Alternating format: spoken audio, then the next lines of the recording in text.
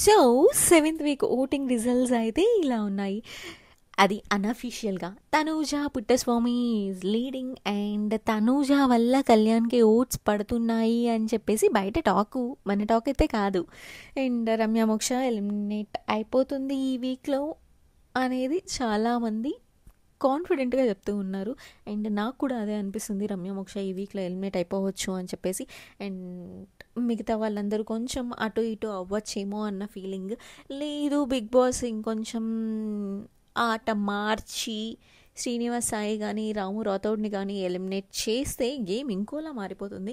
కానీ నాకు ఆ రమ్య మోక్షని ఇంకో వారం చూసే ఓపిక అయితే నాకు లేదు.